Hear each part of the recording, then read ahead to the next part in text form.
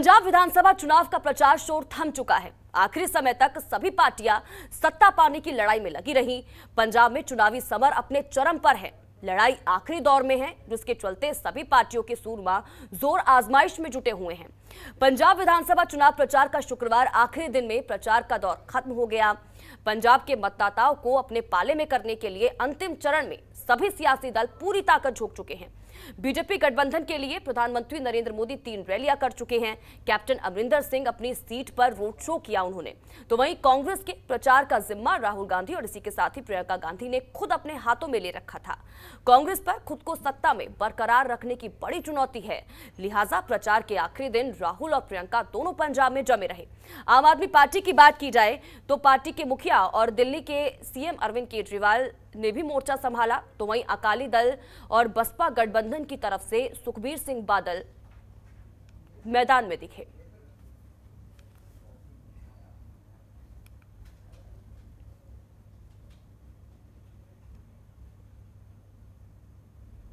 वहीं पंजाब विधानसभा चुनाव 2022 के लिए 20 फरवरी को वोट डाले जाएंगे।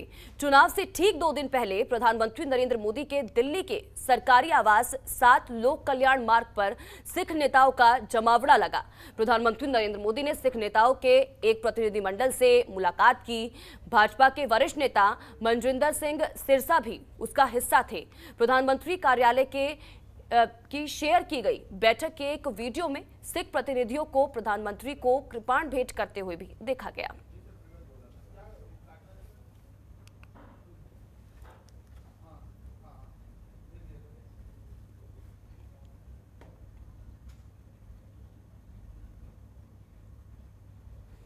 और वहीं पंजाब कांग्रेस के चुनावी घोषणा पत्र में पार्टी के प्रदेश प्रधान नवजोत सिद्धू के पंजाब मॉडल की छाप दिखी।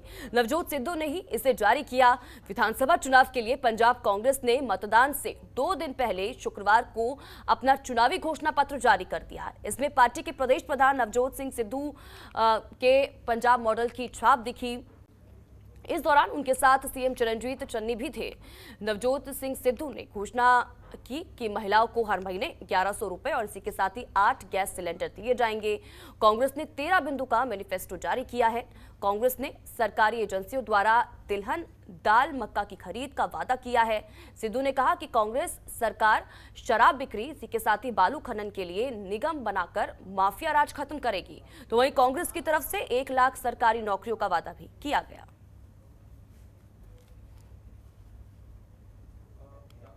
नवजोत सिंह सिद्धू और चरणजीत सिंह चन्नी ने पंजाब की जनता के बीच में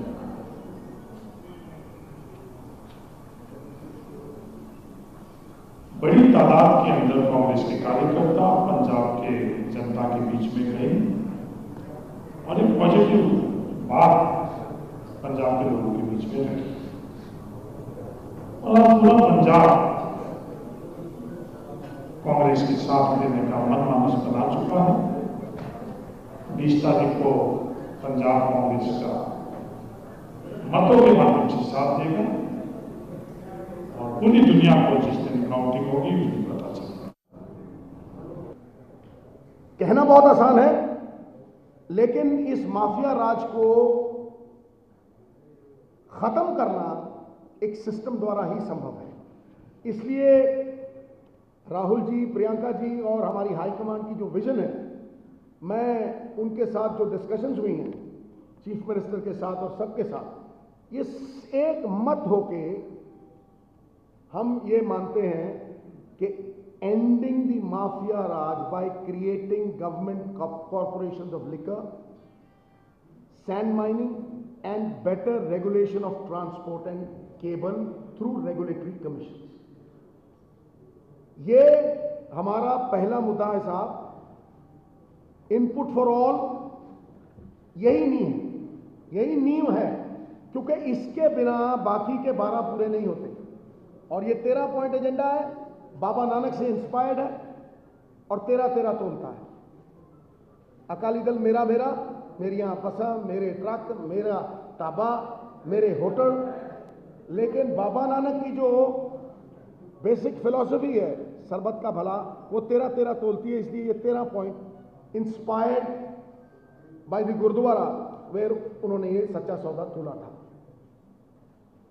आज 75 साल हो गए जाते, आज भी कच्चे मकान है और कच्चे मकानों में फरमार है।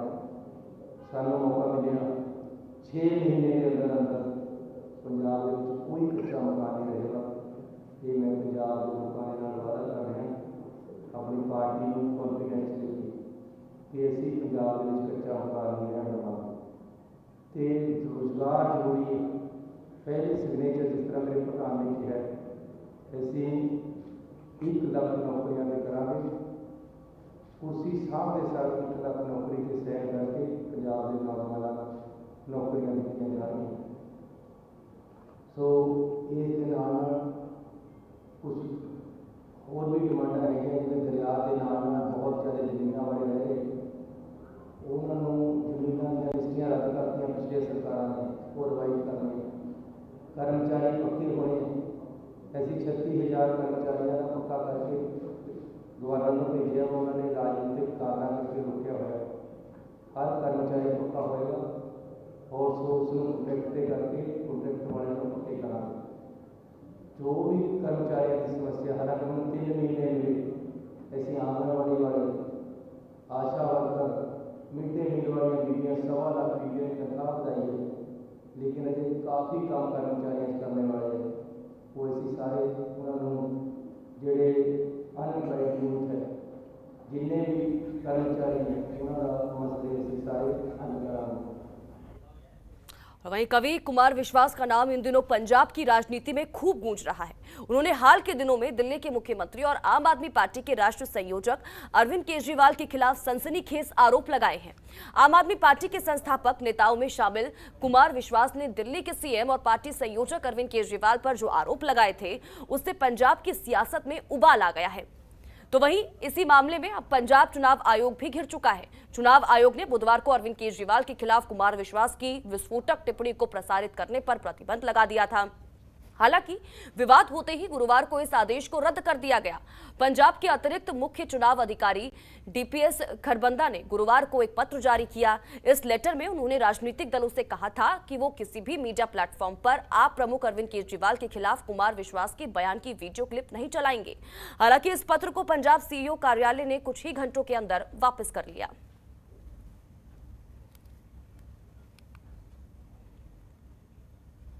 वहीं आम आदमी पार्टी के संयोजक और दिल्ली के मुख्यमंत्री अरविंद केजरीवाल ने पंजाब के बठिंडा से प्रेस कॉन्फ्रेंस की और कुमार विश्वास के आरोपों पर अपनी प्रतिक्रिया दी। केजरीवाल ने कहा कि सारे भ्रष्टाचारी आम आदमी पार्टी को हराने और भगवंत को सीएम बनने से रोकने के लिए इकट्ठे हो चुके हैं। अरविंद केजरीवाल ने कहा कि मोदी जी, राहुल गांधी और सारे इकट्ठे होकर आम आदमी पार्टी को हराने आए हैं। सभी लोग एक ही भाषा बोल रहे हैं।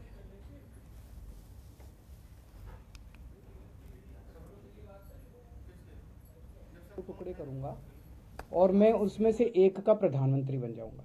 तो मैं पूछना चाहता हूं इनकी ये तो इसका मतलब मैं बहुत बड़ा आतंकवादी हो गया। तो ये इनकी सारी सिक्योरिटी एजेंसीज क्या कर रही थी? पिछले 10 साल में 3 साल तो कांग्रेस की सरकार थी। कांग्रेस वालों ने क्या किया? सो रहे थे वो लोग।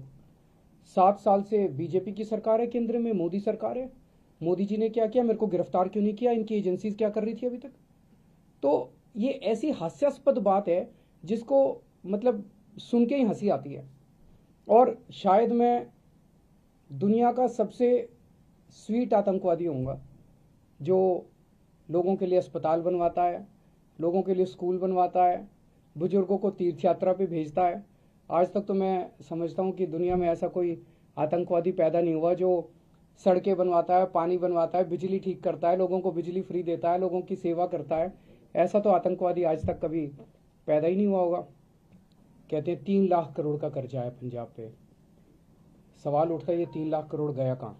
इन्होंने कोई काम नहीं किया, कोई स्कूल नहीं बनाए, कोई अस्पताल नहीं बनाए, कोई यूनिवर्सिटी नहीं बनाई, कोई कॉलेज नहीं बनाए। ये 3 लाख करोड़ रुपए गया कहाँ? ये इन लोगों के स्विस बैंकों में गया। इन्होंने बड़ी बड़ी प्रॉपर्टियां बना ली इन सारे नेताओं ने, और जनता जो है वो भुखमरी के कगार पे है। इसे बदलने का टाइम आ गया है। और इस बार ऊपर वाले की कृपा से, वाहिगुरु जी की कृपा से एक अच्छी पार्टी, ईमानदार पार्टी, नई पार्टी आई है, आम आदमी पार्टी। इससे डर के ये सारे भ्रष्टाचारी इकट्ठे हो गए हैं, ये सारे नेता इकट्ठे हो गए हैं, सारी पार्टियां इकट्ठी हो गई, अकाली दल, बीजेपी, कांग्रेस। और ये सारे आप देख रहे हो पिछले कुछ दिनों से मोदी जी, राहुल गांधी, प्रियंका गांधी, कैप्टन अमरिंदर, चन्नी साहब, ये जितने नेता हैं, सुखबीर बादल, ये सारे इकट्ठे होके आम आदमी पार्टी को हराने में लग गए हैं। बिकॉज ये नहीं चाहते कि आम आदमी पार्टी किसी भी तरह से जीते, ये नहीं चाहते कि भगवंत मान किसी भी तरह से सीएम बने। ये भगवंत मान ईमानदार आदमी है, कट्टर ईमानदार आदमी है।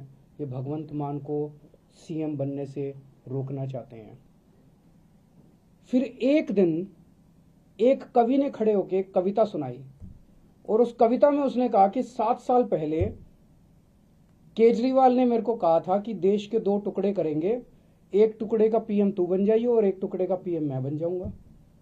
और उसके बाद राहुल गांधी ने ये बात कही, प्रधानमंत्री जी ने राहुल गांधी की स्पीच देखी, तब प्रधानमंत्री जी को समझ में आया कि इतना बड़ा आतंकवादी इस देश के अंदर पनप रहा है।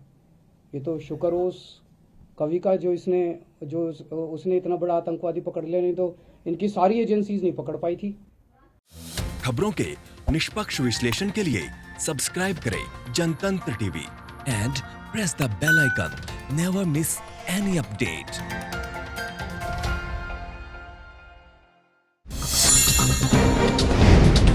डाउनलोड कीजिए जनतंत्र टीवी ऐप को, जो कि अवेलेबल है गूगल प्ले और ऐप स्टोर पर।